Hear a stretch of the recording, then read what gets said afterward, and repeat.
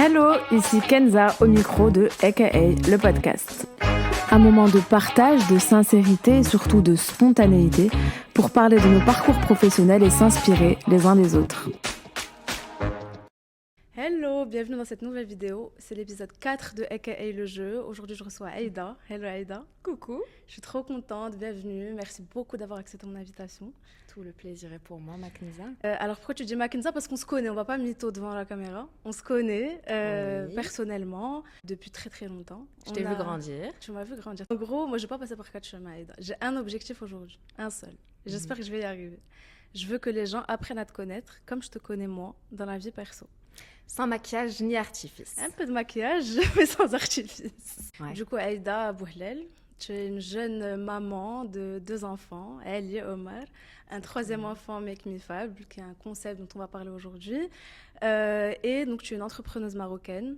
Tu as créé Make Me Fab en 2015, en 2024. Exactement. 2015, c'est l'année de mon bac. Okay. On a genre à peu près, je crois, une dizaine d'années d'écart, un truc comme ça. Un truc comme ça, ouais. Et en gros, juste pour la petite anecdote, c'est pour ça que je suis hyper émue de te recevoir aujourd'hui. C'est que, pour ceux qui ne savent pas, je suis sûre qu'il n'y a personne qui sait ce truc, à part peut-être mon frère et ma mère, c'est que quand j'étais petite, genre au collège, en genre 6e, t'étais genre mon repère de beauté.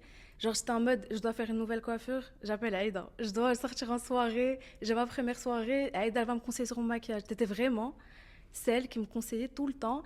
Et genre, je devais avoir l'aval de Aïda avant de sortir et de choisir la couleur de mon rouge à lèvres. Tu te souviens? Écoute, j'accepte ça avec beaucoup d'émotions, vraiment. C'est fou, énormément, parce que ça me fait plaisir aujourd'hui de me dire, quand je me souviens de Aïda à l'époque, que c'était un modèle de féminité ou de tendance make-up fashion. Disons que je n'ai pas la même image, mais ça on va en parler. Voilà, ça fait partie de l'histoire de Make Me Fab et surtout de l'histoire de Aïda. Donc Aïda, tu as créé ton concept Make Me Fab et donc tu as décidé, tu fais partie des jeunes femmes marocaines qui ont décidé de vivre de leur passion, de un peu tout plaquer et te dire c'est ma passion, je vais décider d'en faire mon métier, let's go. Exactement. C'est ce qui s'est passé. C'est exactement ça. Après, moi, je suis super spirituelle. Tu sais, même un papillon qui vole dans les airs peut m'inspirer une idée. C'était tellement poétique, genre. Non, mais c'est exactement ça. Je capte toutes les énergies, tous les signes qui viennent à moi pour me guider. Je suis mon instinct. Et pour moi, la vie est faite de plein de signes. Mais les signes, il faut savoir les prendre aussi, parce que parfois, il y en a. Exactement. Du coup, on va en parler de comment les prendre, les comprendre et les réexprimer à sa manière. Et c'est ce que j'ai fait. J'ai créé un jeu de cartes, de questions introspectives, etc. Et je propose tout le temps à mes invités 2 options. Option 1, choisir de piocher des cartes, répondre aux questions. Option 2, celle que tu as choisie, Aïda, c'est de choisir une question et d'en faire le sujet principal de cet épisode, parce que tu es différente de tout le monde, Aïda. Tu as décidé de choisir cette 2e option. Donc, let's go. C'est aussi une nouveauté pour moi. J'ai un peu préparé mes questions. J'espère que les questions vont te parler et que tu vas nous parler. Du coup, Aïda, avant de passer à ces questions, tu as choisi le sujet. Comment réussir à maintenir le même métier, à travailler dans le même métier toute sa vie grâce à la passion et garder cette passion. Donc exactement. Ça va être le sujet de ce podcast.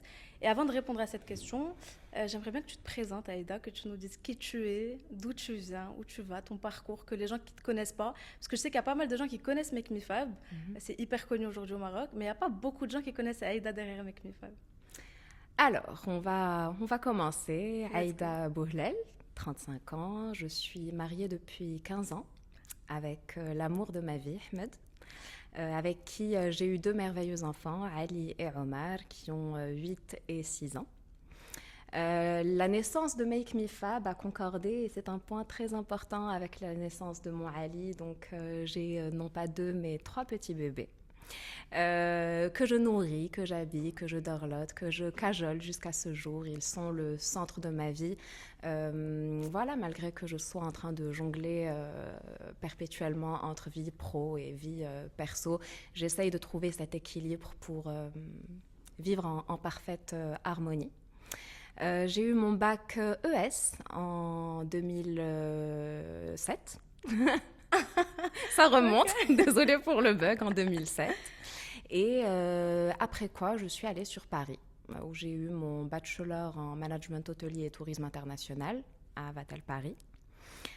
C'est, disons, une des parties de ma vie, un des volets de ma vie qui m'a le plus inspirée et guidée, dans le sens où j'ai commencé à toucher à ce qu'on appelle une niche de luxe, une niche où rien n'est laissé au hasard, où on a le sens du détail, de la méticulosité, où et j'ai appris des notions qui aujourd'hui me servent dans ma vie pro et ma vie perso. Est-ce que c'est à ce moment-là que tu t'es rendu compte que ça t'a inspiré ou c'est après? Parce que je sais qu'il y a pas mal de gens qui doivent être dans, tu sais, si on met flashback dans ta vie avant, qui sont dans cette partie de leur vie et enfin, les gens leur disent t'inquiète, après ça va te servir et tout. Est-ce que toi, tu étais à ce moment-là en train de te dire c'est quelque chose qui me sert dans la vie, ça m'inspire maintenant, ou est-ce que tu t'en es rendu compte avec le recul? Alors à ce moment-là, j'ai déjà reçu le premier signe. Disons que mon expérience à Vatel Paris, qui était en plus de ça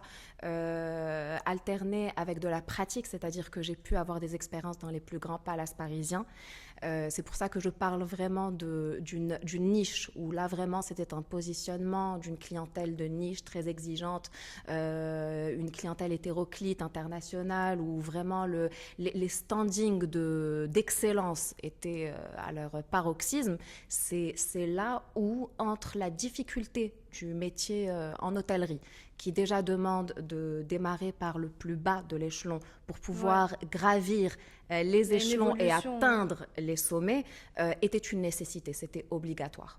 Donc disons que la partie un peu ingrate du métier était nouvelle pour moi. Et tu l'as vite accepté ou pas? Je l'ai très mal vécu, très sincèrement. D'ailleurs, on en reparlera parce qu'il y a eu un premier tournant déjà. Mais disons qu'avec toute cette charge difficile à porter, j'ai ouvert les yeux sur le luxe absolu. Le luxe absolu, la bonne partie de sur ça et tu t'es dit, la relation clientèle. Donc très rapidement, pendant ces 3 années d'études et pendant mes stages de pratique, je me souviens que tous mes profs me disaient tu es faite déjà pour travailler dans le milieu de l'hôtellerie de luxe, d'abord. Que j'étais faite pour les métiers en relation clientèle. Donc, ils ont tout de suite décelé cette facilité que j'avais à lier avec les clients tout en gardant une certaine distance avec ceux qui le souhaitent, à être familière, parce qu'il y a certaines familles, surtout US, qui adorent être très proches du staff et qui, au contraire, aiment l'esprit se sentir à la maison. Donc, déjà, j'ai commencé à savoir... en fait. Écoute, c'est m'adapter et jouer. C'est un jeu. J'adore. Celui, tu sais, de tout de suite ressentir. Il y a aussi le côté peu de la drague aussi, finalement. empathique. C'est de la séduction, on va dire. C'est de la séduction, mais c'est aussi... bon, tu sais que ma maman est psychiatre, donc j'ai très vite eu... je pense que je l'ai hérité de ma maman, mais cette sensibilité, cette extra-sensibilité qui me permet tout de suite, une fois qu'il y a un regard, un échange, de pouvoir capter la personne, savoir ce qu'elle recherche, savoir ce qu'elle ne veut pas, les limites qu'il faut s'imposer. Donc, c'est déjà, ça a été la partie marquante de ma vie, celle qui déjà m'a conditionnée à être en relation directe avec la clientèle, à, au-delà de ce qui m'est demandé, à pouvoir apporter un soutien moral, psychologique, une présence, une écoute, être un guide, et tout ça dans un écrin de luxe, d'élégance, de raffinement, de finesse et tout ce qui en découle. Donc à ce moment-là, tu te dis, donc moi je suis faite pour ça, et après tu rentres au Maroc. Tu restes encore un peu pas plus du à tout. Paris. Donc là j'ai la plus belle partie de l'histoire, celle de ma rencontre avec l'homme de ma vie. Donc ça s'est fait à ce moment-là.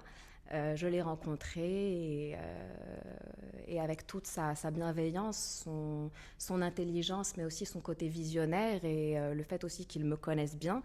Donc directement, c'est lui qui m'a guidée en me disant écoute Aïda, l'hôtellerie dans le monde de l'hôtellerie à la parisienne n'est pas l'hôtellerie comme elle est aujourd'hui au Maroc. Ok. Donc il est un peu plus âgé que moi, Donc il a beaucoup su te plus de guider, te recul. conseiller. Exactement. Et c'est là où il m'a dit si j'ai un bon conseil à te donner, oui, marions-nous, mais poursuis tes études. Pour moi, c'était important. Ouais. Pour ma famille aussi, c'était important que je puisse finir mon parcours estudiantin comme je l'avais imaginé, donc décrocher mon Master 2, chose que j'ai faite, mais sous les conseils de Ahmed, de pouvoir me généraliser, donc faire une école de commerce. Ok. Et c'est là où il m'a dit, écoute, si tu as ton Master dans une école de commerce lambda, Tu d'accord, t'ouvres les tu portes. vas pouvoir mettre le pied dans le monde de l'entrepreneuriat, d'accord, mais ça, que ce soit dans la chaussure, dans le design, dans la com, le marketing, Tu dans pourras n'importe faire un peu quel ce que tu veux, métier, quoi. voilà, ou même revenir à l'hôtellerie, tu pourras le faire, mais au moins avec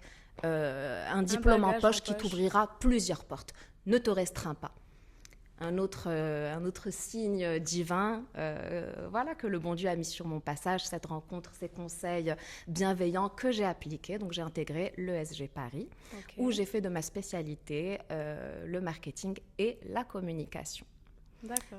Voilà, comme on m'avait tout le temps rabâché, Aïda, tu es une grande communicante, tu es Tu es faite capable pour de ça et tout. vendre n'importe quoi, n'importe qui, vas-y, fonce la communication, c'est pour toi. Eh ben, écoute, mon master 2 en poche, je rejoins l'amour de ma vie. On s'installe sur Rabat Ouais. et donc après, j'ai eu 4 belles années en agence de communication où j'ai été responsable projet et où j'étais en charge de développer des stratégies de communication et marketing. Ouais. Voilà, donc écoute, je vais te dire, c'était dans la continuité un peu de mon parcours. Je me suis retrouvée. Le métier en lui-même était juste incroyable. Ces 4 années qui ont marqué ma vie, qui m'ont bien rodée. Je pense que du fait d'avoir une Ouais. maman qui travaille, Bah je oui. parle de toi. Elle est entrepreneur aussi dans le domaine de la Voilà, com. voilà. Donc disons que c'est pas facile. Tu n'as pas réellement d'horaire. C'est le monde du marketing et de la communication, c'est le marketing 360 degrés, ça peut toucher à l'événementiel, donc tu n'as pas tellement d'horaire, tu peux démarrer à 8h30 du matin, finir à 19h, à 20h, à 2h du matin, 4h du matin, ça n'en finit jamais. Donc Aïda, je disais en tout début de vidéo que tu étais quelqu'un de très passionné par la beauté de manière générale, que tu conseillais tout le temps. Tu avais même cet aspect humain là dont tu parles, je le reconnais. Parce que c'était pas juste, tu étais quelqu'un, tu vois, une meuf belle. T'étais la nana belle, coquette et qui aimait partager. Donc je retrouve ces deux côtés, tu vois, ta passion pour le maquillage et tout, et en même temps ta générosité, parce qu'il n'y a pas tout le monde qui est comme ça, tu vois, il y a un peu avec les meufs, je suis belle mais je te dis pas comment, tu vois. Toi c'était je suis belle mais viens je te rends belle toi aussi. T'as eu ce truc-là, et donc finalement comment t'es passé de j'aime le make-up, j'aime ça, à ok, go j'en fais ma vie. Parce que les gens, enfin, moi par exemple, j'ai plein de passions, tu vois. Genre, j'adore le chant, j'adore la photo, j'adore le milieu de l'audiovisuel et tout. Mais comment tu te dis, ce truc-là, ça va marcher? Alors écoute, c'est tout un bagage. Dans ma tête, c'est chaotique, mais je vais essayer de remettre les choses dans leur contexte. Donc, comme je t'ai dit, j'ai travaillé 4 ans dans le domaine de la communication. La 4e année, le fruit de mon amour avec Ahmed a vu le jour. Donc, dès la première rencontre avec Ali, j'ai su que mon rôle était pleinement celui de maman. Donc, très rapidement, j'ai eu l'honnêteté d'appeler mon boss à l'époque que j'adorais et à qui j'ai dit en toute sincérité, ma vocation aujourd'hui, c'est celle d'être maman. Donc, j'ai vécu mes premiers mois voilà, de maman avec toute la fatigue, tout le stress, tout le bonheur aussi que ça implique, mais il y a aussi la responsabilité de parent qui se dit à côté de ça, il y a beaucoup de charges, donc il va peut-être falloir penser à travailler, mais cette fois-ci, c'était pour moi une évidence. C'était le moment ou jamais de créer, de donner vie à ce fameux projet, un Tu projet pensais depuis qui... longtemps? Depuis très longtemps, oui, oui, oui, parce que le maquillage a toujours été ma passion. Moi, à Paris, j'avais toutes mes amies qui claquaient leur thune en sortie, en fringues, en tout ce que tu veux, en Toi, crêpes, en c'était chez McDo. Sephora. Moi, c'était chez Sephora. J'étais black card, j'étais connue. Il y avait T'allais aux le soirées privées champagne toute shower seule. quand Aïda arrivait. C'était make-up. J'étais la make-up artiste déjà de mes meilleures amies, de mes cousines, de mes copines, des copines de mes copines. Donc, ça m'éclatait et puis surtout de moi-même. Donc là, je ne savais pas. Je savais que je savais me maquiller. Les gens appréciaient bien ce que je faisais. Mais je n'avais pas cette certitude de pouvoir devenir make-up artiste. Donc je savais que c'était le make-up. Je suis artiste, tu le sais, Ouais. depuis mon plus jeune âge. J'ai touché à absolument toutes les formes et expressions artistiques qui existent. Ouais, j'en suis Que ce témoin. soit le dessin, la peinture, C'est la clair. danse, le piano, que j'ai pratiqué pendant 10 ans, le chant lyrique, le chant tout court. Il y avait de tout. Mais ce qui m'a le plus appelé, c'était un appel. C'était celui de venir au secours. Et là, vraiment, je vais utiliser des mots très forts parce que c'est des mots aussi qui me touchent personnellement. Parce que quand tu me parles de la jeune femme belle, confiante, généreuse, on en a déjà parlé, toi et moi. Ouais. C'est-à-dire que je n'arrive pas, quand je regarde le rétroviseur qui est face à moi et que j'ai tu sais, le forward Ouais. sur T'as le Aïda à film de ta l'époque, vie, genre. je ne me vois pas aussi belle que ça, ni aussi confiante que ça, ni aussi j'arrive féminine ou pas du tout. Je sais juste que j'avais toujours ce besoin de venir en aide aux gens qui avaient besoin de moi. Ça, c'est une réalité. Après, c'est une réalité. À l'âge de 16 ans, j'ai eu tu sais, ma sœur, ma grande sœur qui me Ouais. disait, mais wake up, quoi, wake up, t'es une fille, t'es une jolie fille, vas-y, tu vas perdre du poids. Bon, on a tous nos Ouais, phases ouais. d'ado. C'est clair. Et je sais qu'à un moment, c'est vers l'âge de 16 ans où je me suis, disons, rapprochée, pas réconciliée, mais rapprochée de ma féminité. Et c'est là où j'ai pris le goût pour, je vais pas l'appeler, c'est pas non se travestir, mais c'est où je me suis forgé ma carapace. Mais Ouais. c'était une carapace féminine. C'est pas l'armure du soldat ou du guerrier, mais c'était ce voile, ce masque de délicatesse, de féminité, de séduction, en fonction de celle que je voulais incarner. Ouais. D'accord. Mais est-ce que cette J'arrivais à carapace, utiliser des instruments, mais bien sûr que c'est resté une carapace. c'est resté une carapace? Ah oui, c'est resté une carapace Tu t'es jusqu'à pas ce que... imprégné de cette énergie féminine aujourd'hui plus qu'à tes 16 ans, par exemple? Est-ce que tu considères que ça, t'es vraiment au Écoute, au même jour stade? d'aujourd'hui, c'est plus le cordonnier mal chaussé, Ah ouais? Xar Machibleuf, c'est plutôt Pourtant, t'es ça. super bien maquillée aujourd'hui. Merci beaucoup, merci beaucoup. Honnêtement, c'était pour te faire honneur. C'est trop Je le dis gentil. sincèrement. Aïda, dans la vie de tous les jours, c'est une jeune femme qui est devenue très naturelle. Ouais, t'es super simple. À la hein. demande de mon mari, qui préfère un peu comme tous les, Ouais. tous les maris, qui C'est en aiment mode qu'on soit j'aime pas le naturel. maquillage, j'aime pas les meufs refaites. Et après, quand tu vois une meuf passer dans la rue, tu te dis ah, elle est trop belle, elle est trop Oui, maquillée. et Mais, aussi mais de ils aiment par que mon leurs femmes métier. soient Écoute, hyper naturelles. c'est une question de troc. J'ai signé pour faire don de ma personne, pour faire don de ma féminité au profit des jeunes femmes aujourd'hui que je me suis jurée de sublimer C'est hyper du fort. mieux que je peux. Et quand tu disais secours tout à l'heure, t'as un peu hésité à dire ce mot. Ouais. Parce que c'est vrai qu'il y a plein de gens qui vont dire ah, ça va, c'est du maquillage. Comment ça, au secours? Comment ça, un besoin? Alors Ouais, qu'en ouais, réalité, ouais. si vous saviez à Ouais, quel ouais. point, genre, moi déjà, j'ai remarqué que toutes les femmes autour de moi ont des complexes. C'est-à-dire que même celles que moi je trouve canon, tu vois, tu te Ouais. dis elle est trop belle, elle a l'air d'avoir confiance en elle et tout. Tu discutes 5 minutes avec elle, elle a un complexe que tu es loin d'imaginer. Exactement. Et c'est vrai que le maquillage, ça vient au secours de beaucoup, beaucoup de femmes. Ouais, ouais, Et ouais. c'est hyper cool de savoir que toi aussi. Alors vois. écoute, déjà, ça m'a sauvée, déjà, moi. Ouais, Ensuite, je te dis, même toutes les personnes qui étaient autour de moi, je le vois bien. Quand est-ce que tu as envie d'être la plus belle possible? Si tu as un crush, Ouais. un date, un événement important où tu as envie de shiner, et ce mot shiner, le fait de vouloir briller, ça se ressent dans absolument tout.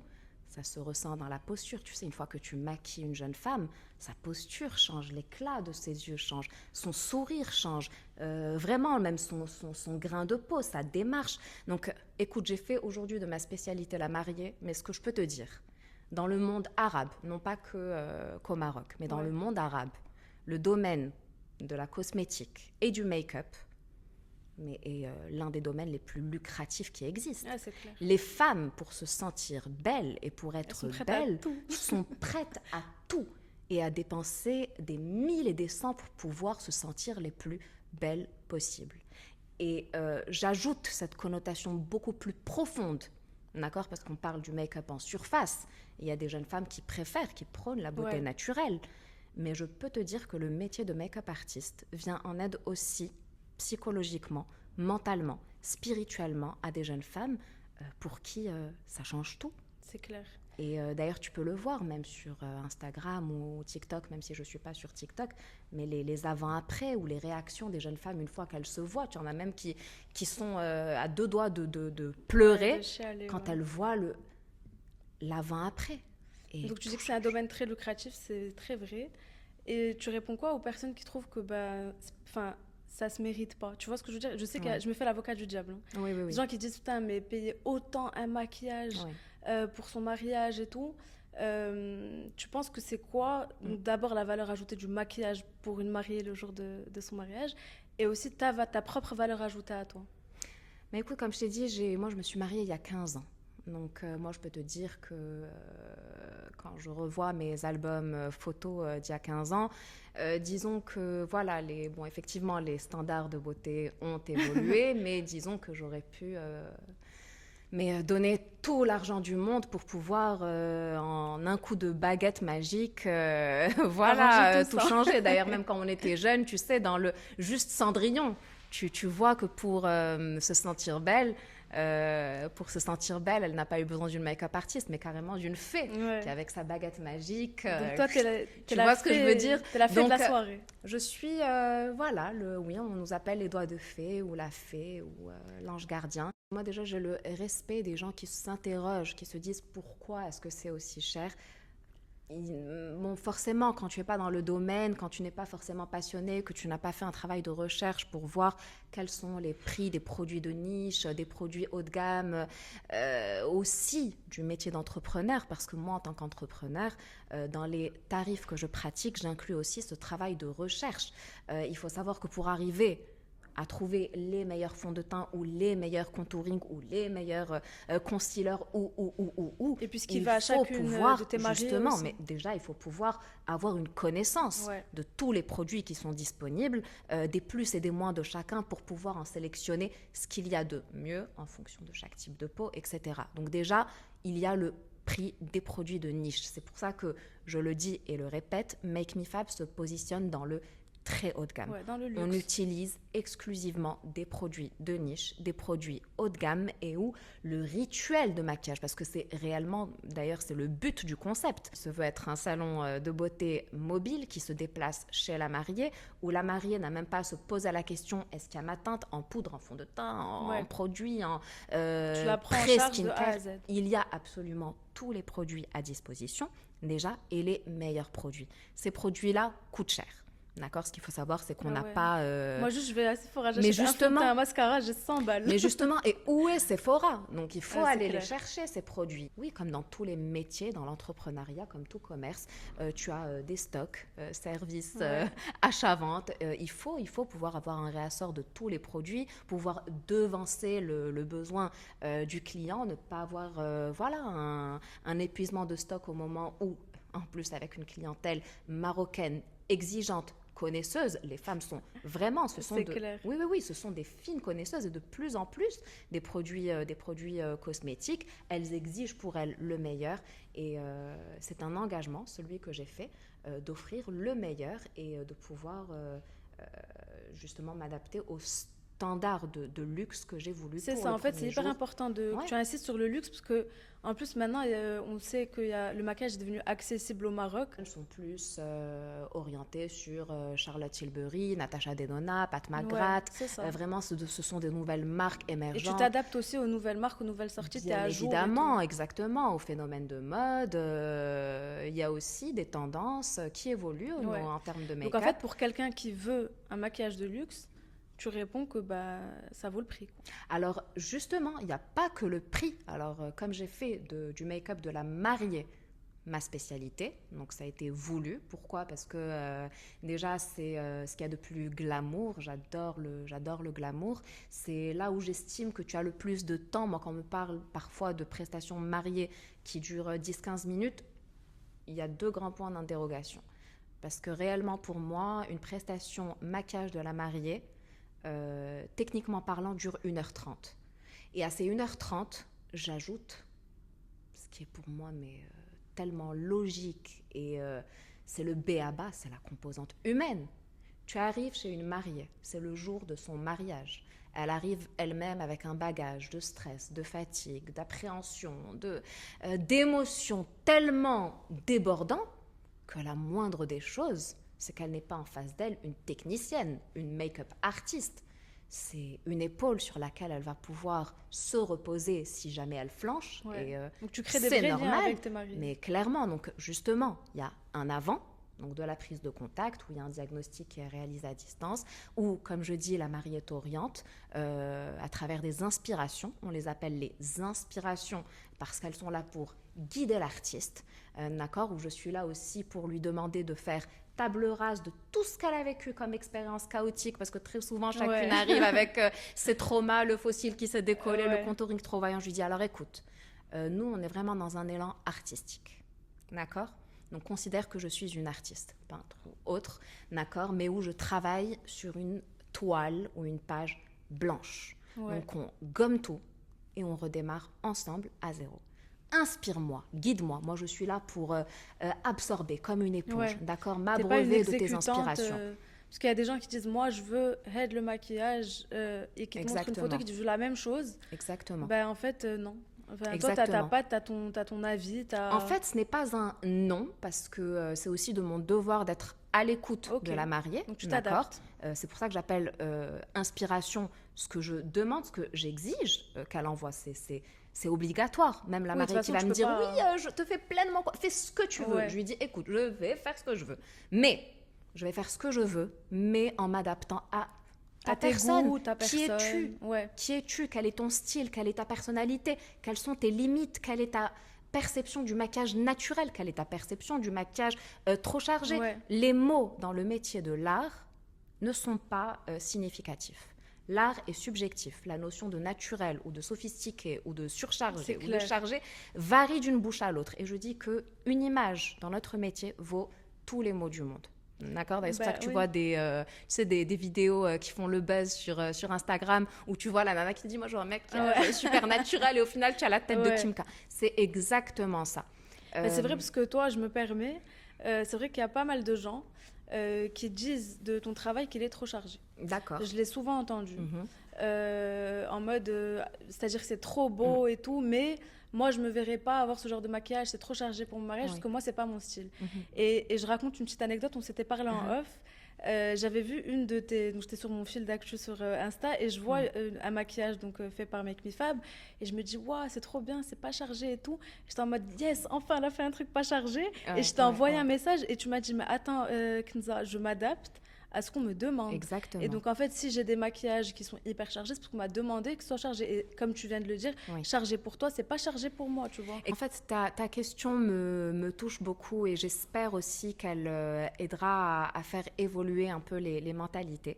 Peut-être qu'on va toucher un sujet totalement hors sujet qui est la tolérance entre femmes, le fait que les jeunes femmes ou hommes aussi élargissent leur vision. C'est-à-dire que Make Me Fab, est né via Instagram. Instagram, c'est une plateforme qui est juste extraordinaire parce qu'elle m'a permis dès le premier jour d'avoir ma vitrine. Donc c'est une vitrine où on poste, où je poste, parce qu'effectivement j'ai les rênes de la gestion exactement de la page Make Me Fab, exactement, et où j'ai commencé à poster dès le départ nos travaux, parce que nous sommes 3 make-up artistes derrière Make Me Fab. Nos travaux, d'accord, aussi sophistiqués, naturels, colorés, nuancés, dégradés, mat, irisés, nacrés, pour pouvoir justement déjà offrir de la diversité en termes de goût et qu'on puisse répondre justement à la demande de tous, d'accord, et justement de ne pas être catalogué dans le make-up chargé. D'accord. En fait, ça fait un peu catalogue la page Instagram. C'est pour ça que je pense que les gens se permettent, parce qu'en fait, t'es là, tu dis ok, je vais aller voir Make Me Fab, tu tapes sur Instagram, et puis tu as un catalogue de nanas le jour de leur mariage. Exactement. Et tu es en train de bitcher, tu vois. Alors j'adore Cécile, j'adore son truc, j'aime pas son teint. Et donc en fait, on rentre un peu dans l'intimité la plus profonde des gens pour le jour de leur mariage. Et ils acceptent tous d'être sur Instagram? Alors, pas tous n'acceptent, mais en tout cas, c'est ce qui marche le mieux parce que, donc, comme tu l'as dit, donc, effectivement, il y a de la mariée, mais il ne faut pas oublier aussi qu'il y a des shootings que, pour la plupart, je provoque, d'accord? Parce que c'est dans ce type de shooting-là que je m'éclate, parce que c'est là où réellement je ne suis plus guidée par les inspirations des mariés, mais où, au contraire, je suis à l'initiative de ce shooting pour pouvoir faire... Donner vie à tes idées, en fait. Exactement, kiffer à 1000% et donner la note, tu vois, pour pouvoir aller sur le make-up qui me branche, la coiffure, l'atmosphère. Est-ce que c'est caftan, est-ce que c'est robe? Est-ce que, bon, comme un shooting que j'ai fait récemment avec une influenceuse où je me suis permis de m'éclater en termes de bijoux, de tenues, tu vois, et où vraiment donc, en fait, j'ai tout piloté. Exactement. D'event planner un peu, de shooting planner. Exactement. Et donc, c'est toi qui là où je kiffe le plus. Tu fais la DA. Exactement. C'est un peu ce que j'ai fait tout au long de ma vie, en fait. C'est toujours dans ce type de projet où j'avais la main mise sur le côté artistique, que ce soit en agence de com, que ce soit en hôtellerie, que ce soit dans le métier que j'exerce dans le métier que j'exerce aujourd'hui avec énormément d'amour. Et vraiment, j'ai utilisé ce terme fort d'amour, de passion, de bienveillance, de valeur, avec une philosophie de travail et de vie, parce que pour moi c'est intrinsèque, c'est ce qui fait la particularité. Je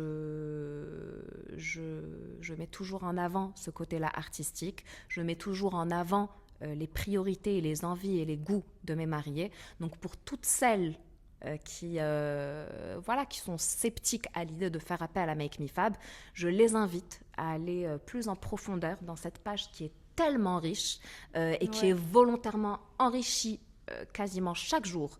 Donc c'est vraiment un travail très très lourd et très conséquent qui est un sacrifice de vie aussi. Peut-être qu'on en reparlera. Ça prend énormément de temps. Exactement, parce que ça ne se limite pas au week-end, mais c'est aussi la semaine où il y a réellement un travail de vouloir ouvrir les yeux, nous ouvrir au monde et leur dire regardez l'étendue de nos capacités. On a la technique. Si on arrive à faire du glowy, du pailleté, c'est qu'il y a la technique. Il suffit de demander. Et on est là pour appliquer. Et tu as en plus la touche, qui pour moi est la touche Make Me Fab, celle qu'une Ngafa d'ailleurs l'a décrit d'une manière qui m'a tellement touchée. C'est qu'elle a dit que Make Me Fab, contrairement à beaucoup, n'utilise pas du make-up, des produits cosmétiques, mais sur leur table, la table en fait sur laquelle on fait notre mise en place, on pose nos tripes. Et roh, c'est l'âme. Notre âme, on la pose. Et quand je parle et qu'on me dit, tu vois, là-bas, des fois, viens, t'es invité, tu vas maquiller, tu vas inviter, je ne peux pas être invitée. Tout simplement parce que quand je vais chez une mariée, je suis en mode combat. Si j'avais un kimono ceinture noire, ça serait ce que je porterais. Réellement, c'est un travail physique, c'est un travail moral, c'est un travail, je ne vais pas dire d'assistante ou de psychologue, non, c'est vraiment d'amis et de sœurs. J'incarne cette personne. Très souvent, je maquille des amis de la famille, des proches de la famille qui me disent il faut être là ou là. Ce n'est pas possible. C'est-à-dire tu peux pas faire les choses à moitié. Aïda, Aïda vient pour maquiller, Aïda vient aussi pour au moment où les proches de la mariée, ses amis, sa maman, ses sœurs sont en train de faire la fête, il faut que la mariée puisse avoir Un soutien. son soutien, son repère. Très souvent, les mariés me disent, c'est dans tes yeux que je vois si c'est une réussite, si je peux m'engager dans cette allée. Pour moi, c'est la grande sortie, c'est cette grande allée avec toute la confiance, toute la confiance et le bien-être et la sérénité que... Et tu réponds déjà à une de mes questions que j'allais te poser. J'allais te dire comment tu mesures la réussite en fait d'un projet ou d'une soirée, etc. Et je pense en fait que c'est dans les yeux de la mariée. Bien évidemment que c'est dans les yeux de la mariée. Dans les yeux de la C'est mariée, hyper fort, mais bien comme évidemment.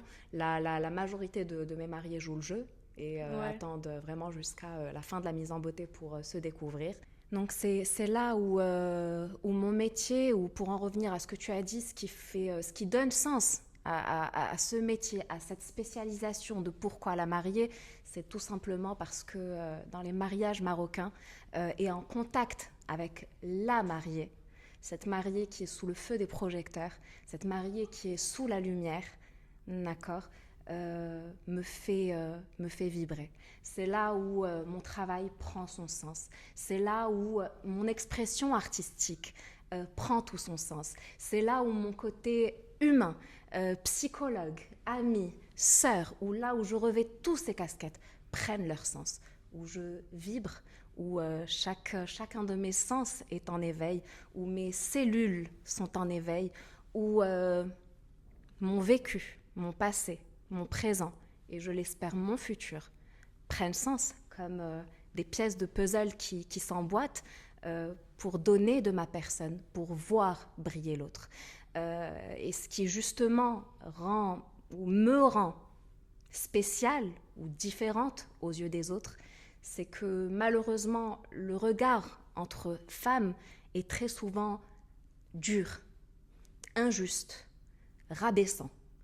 On le voit dans la vie de tous les jours, on le voit encore plus sur les réseaux sociaux, quand les femmes sont derrière leurs écrans, on le voit même en termes de likes. Catalogue, je le dis, il y a beaucoup justement de voyeurisme, où on voit que les femmes entre elles ne sont pas forcément tendres, où elles portent les unes envers les autres des regards durs, difficiles, rabaissants, parfois insultants. Les réseaux sociaux n'aident pas non plus. Derrière l'écran, c'est beaucoup plus facile. Certaines personnes se sentent humiliées, dégradées, violées dans leur intimité. Et je me dis que peut-être que c'est là que j'ai tiré ma carte.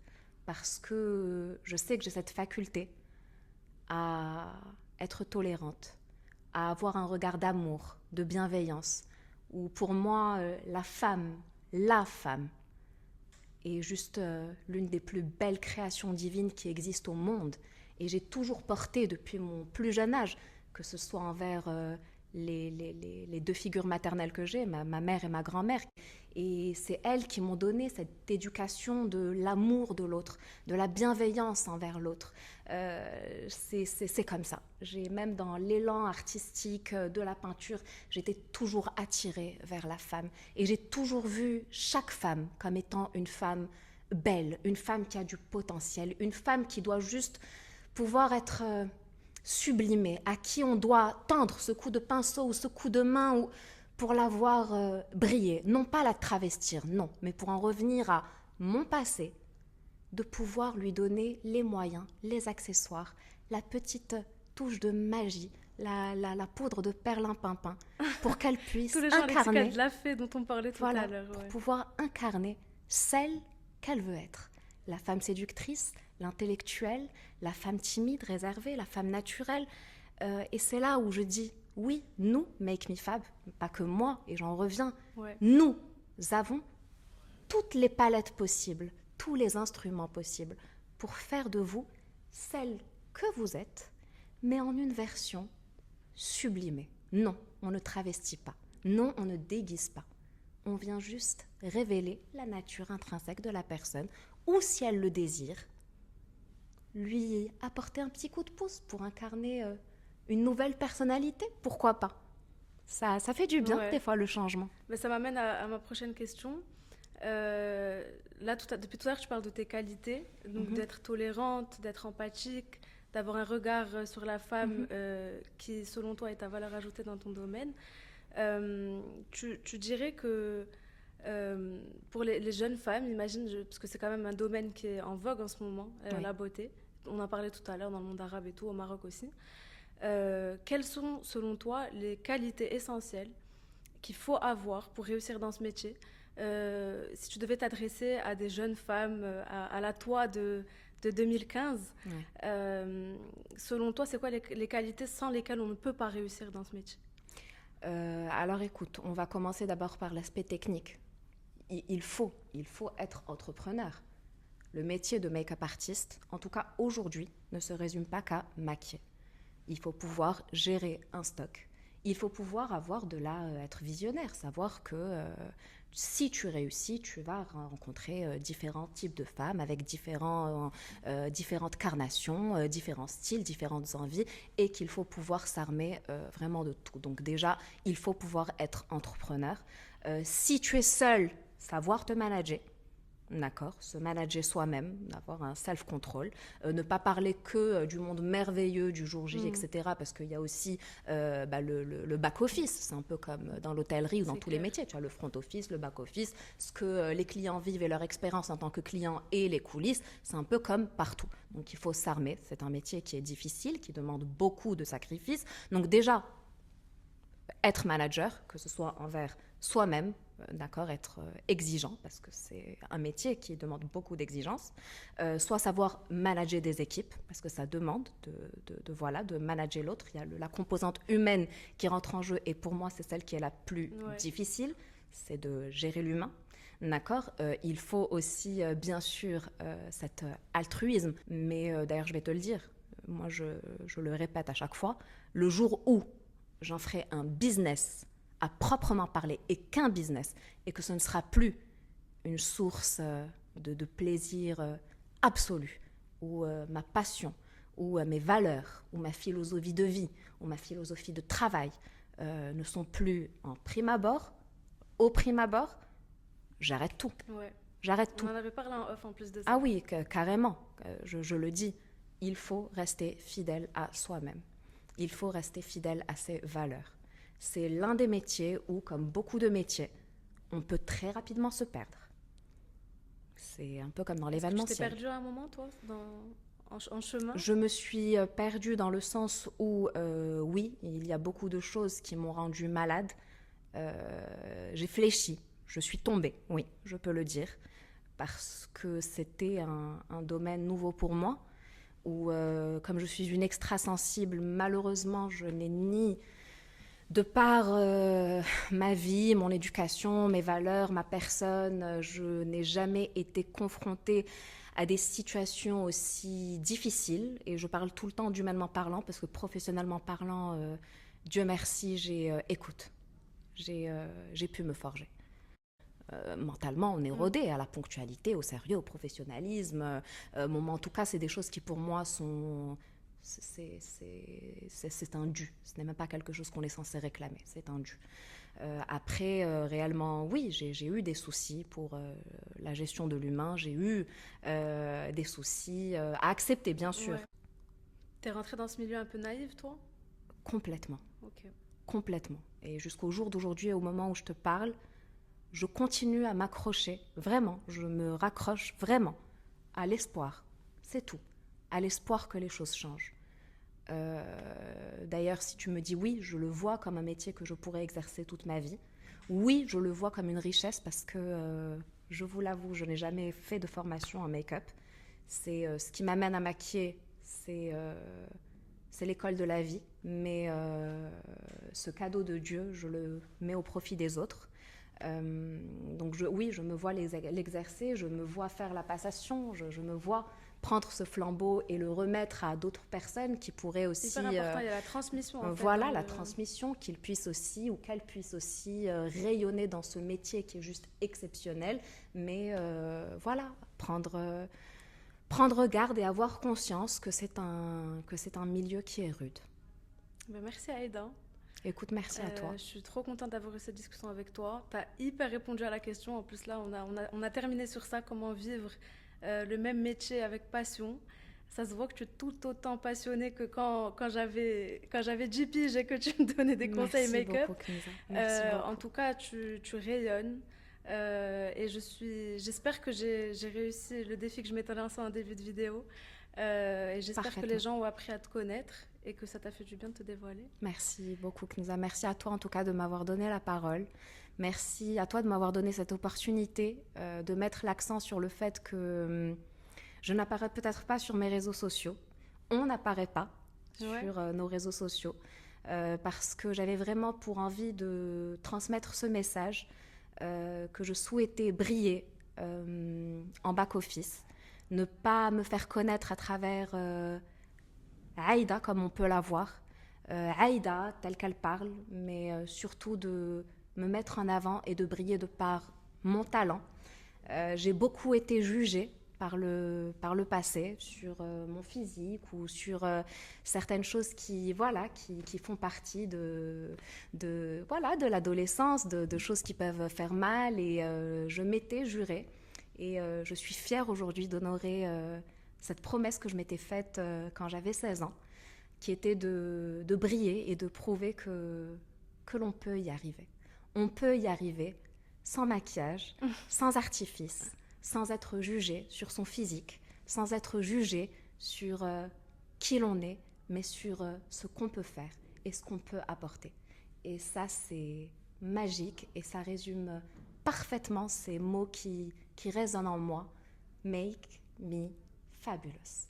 Donc j'espère avoir pu rendre fabuleuse toutes celles qui m'ont accordé leur confiance. Mais d'ailleurs, si vous êtes déjà passé par Make Me Fab, n'hésitez pas à mettre en commentaire ce que vous en avez pensé, ce que vous avez pensé d'Aïda, de son équipe. Moi, j'ai déjà eu ça, des échos de proches à moi, et ça s'est toujours super bien passé. En tout cas, tu es fabulous. Merci, Et merci merci Makenza. beaucoup d'être venu. Et abonnez-vous. Love. Love. Feels like you've been using me